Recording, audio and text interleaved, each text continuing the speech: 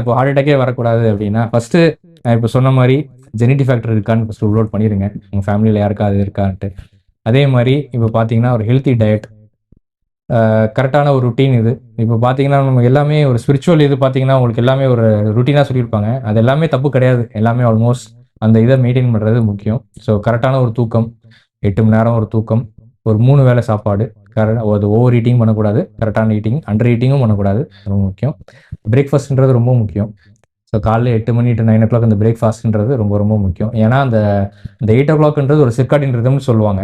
அதில் ஹார்மோன்ஸ் அது எல்லாமே நம்ம பாடியில் பீக் ஆகும். அந்த டைமில் இருக்கும்போது டயட்ன்றது ரொம்ப முக்கியம். நம்ம அதை கொடுக்கல அப்படின்னா அது வந்து இன்ஃப்ளமேஷன் அதிகமாகும். அது against gonna cause more stress. So அது முக்கியம். ஸோ அது போக ஸ்ட்ரெஸ்ன்றதை அவாய்ட் பண்ணணும். அது நமக்கு ஃபேக்டர்ஸ் இப்போ உள்ள அர்பனைசேஷனில் ரொம்ப கஷ்டம். பட் இருந்தாலும் எவ்வளோ தூரம் முடியுமோ அவ்வளோ. அது போக டெய்லி டயட்டில் ஃப்ரூட்ஸ் இருக்கணும். ஸோ நீங்கள் ஃப்ரூட்ஸ் எடுக்கும்போது தன்னாலே பிபி குறையும். அது ரொம்ப இம்பார்ட்டண்டான ஒரு இது. ஸோ அது டெய்லி ஒரு டயட்டில் எடுத்துக்கணும். மீட்ன்றது கம்மி பண்ணணும் எப்போவுமே. அதுவும் எடுக்கக்கூடாது கிடையாது. இப்போ மீட் சாப்பிடாதவங்களுக்கு வராதா, இல்லை மீட் சாப்பிடவங்களுக்கு வருமானு கேட்டால் அப்படிலாம் கிடையாது. மீட்ன்றது ஒரு கண்ட்ரோலான ஒரு ஃபேக்டரில் வச்சுக்கணும்.